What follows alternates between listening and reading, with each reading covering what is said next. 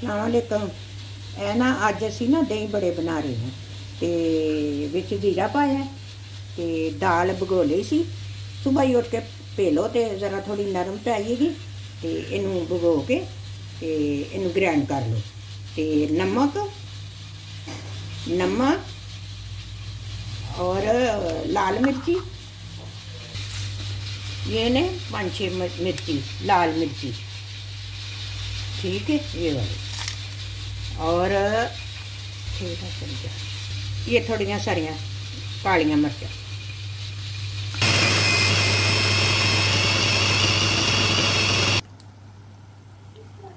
अच्छा, ये हम लोग ना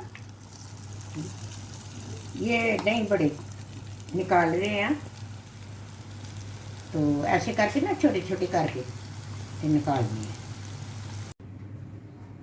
कोई एक पाव दही ले लो, तो इतनी चीनी डाल लो, ठीक है, तो थोड़ा सारा नमक, हल्का जिया, ज़्यादा नहीं, ये करा मैं थोड़ा सारा, इतना सारा नमक, ये देखो,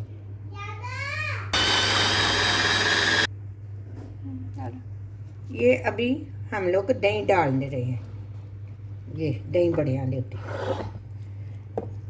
ये किसी चीज़ ना मधानी ना या कोई तुहाडे कोल होवे मशीन है ग्राइंडर वाली, तो तुसी इहदे च करके ते पा लो।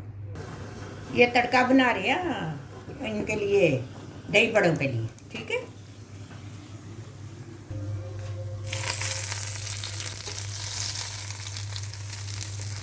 और मिर्ची का ये डाला है, थोड़ा जिहा ऑयल पा के, ये उत्ते ना हुण इमली दी चटनी, पहले वो भी पाया है चाट मसाला, ते हुण इमली दी चटनी उत्ते पाण लगी है, थोड़ी थोड़ी पाने, जो खानी हो तो बंदा होर पा लेंदा।